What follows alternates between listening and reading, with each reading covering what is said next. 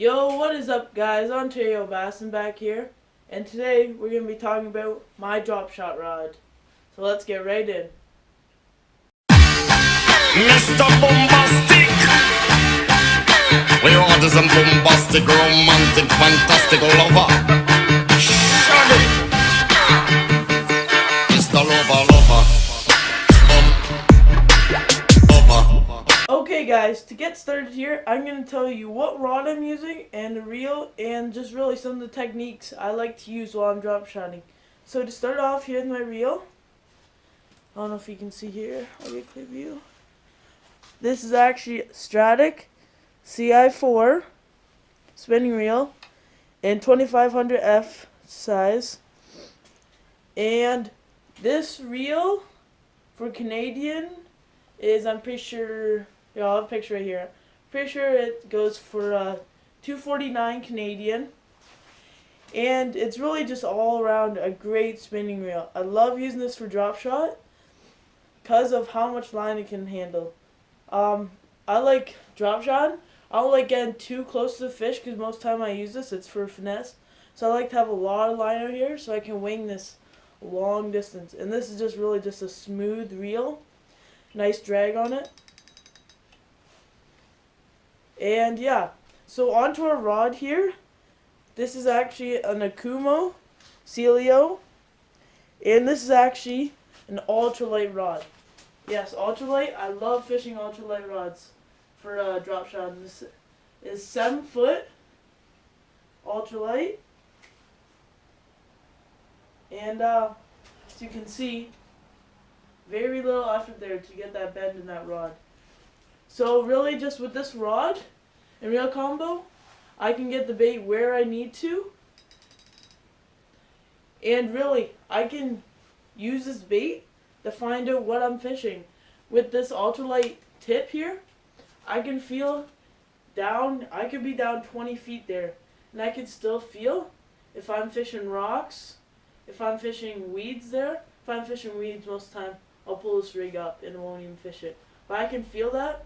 I can feel if it's a mud bottom. This rod is so sensitive, I can really get to know that bottom well. You get to know what I'm working with here to get more fish. And I forgot to put it in the, for the first part. This rod for Canadian, picture right here, actually comes out to about $49 Canadian, which is a great deal on any rods. It's really high quality, very tough, very durable, and if you're looking for a new drop shotting rod, I would highly consider this rod and even this reel. For the money, it is a great combo. Okay guys, now we're going to be talking about what I like to use on my drop shotting rod. So right now I got about 8-pound braid on here. Never use braid while you're drop shotting, okay? What I usually like to run is anywhere between 6 to 10 pound fluorocarbon on my rod. And the only reason for that is that fluorocarbon is basically invisible underneath water. You cannot see it. It is just so greatly designed that you just can't see it underwater. And most of you people like, I don't know how to tie any fluorocarbon knots. Well, I'm going to be making a video later this week showing you knots for braid, mono, and fluorocarbon. So make sure you check that out to help you with this setup. And as I said, I like to run fluorocarbon on my drop shot setup. Yep. And for depth, for drop shotting, for how far down to put your bell sinker from your hook, it really just depends on what I'm fishing. If I'm fishing bigger boulders, there's a pretty good chance my sinker is going to go down into one of those side boulders. So I don't want my bait underneath rocks. So I might put, I don't know, 2 foot depth there. If I'm fishing a flat bottom, barely any growth of anything on bottom, no structure, I'm going to keep it to a bare minimum of how high I put up that sinker. And it also depends what kind of forage is in that lake. If I know there's a lot of crawfish swimming around that lake, I might put it up to about 3 or 4 inches off bottom. If I know that there is, I don't know, what else is there? If I know that there's a lot of shiner forage anywhere, and they don't like sitting on bottom, I might put it up 2 feet in the water column off bottom. So it really just comes down to what you're going to be using it for and what the lake's looking like.